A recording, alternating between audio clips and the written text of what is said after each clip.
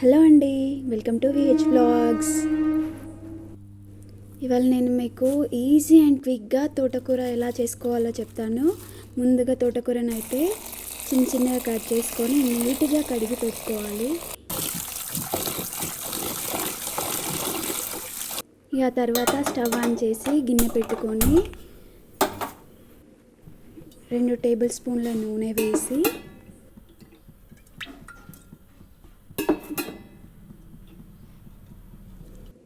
Oil వేడయ్యాక ఆవాలు జీలకర్ర వేసుకోవాలి. అలాగే కారానికి సరిపడా ఎండుమిర్చి కట్ చేసి పెట్టుకొని వేసుకోవాలి. ఆ తర్వాత 4 వెల్లుల్లి రెబ్బల్ని తీసుకొని కచ్చాపచ్చాగా దంచి వేసుకోవాలి.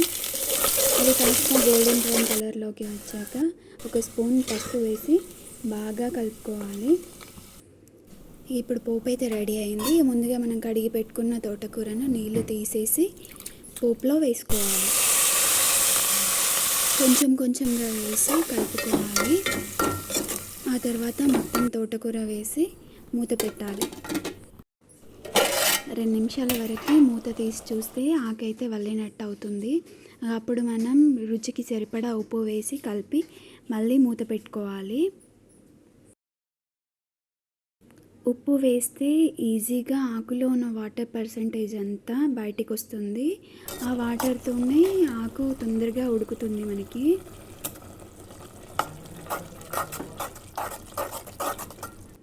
ఈ వాటర్ అంతా ఇంకిపోయాక కొత్తిమీర వేసి మళ్ళీ ఒకసారి కలిపెట్టుకోవాలి.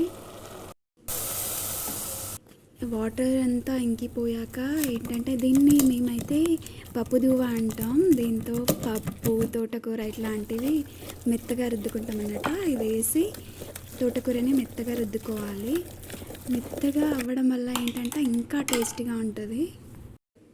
ఆకులాకులు కాకుండా ఇలా మెత్తగా ఉండడం వల్ల కూర ఇంకా టేస్టీగా ఉంటుంది. దీనితో టేస్టీ అయిన తోటకూర రెడీ. మీరు కూడా ట్రై చేసి ఎలా ఉందో కామెంట్ చేయండి. అలాగే విహెచ్ వ్లాగ్స్ని సబ్స్క్రైబ్ చేసుకోండి.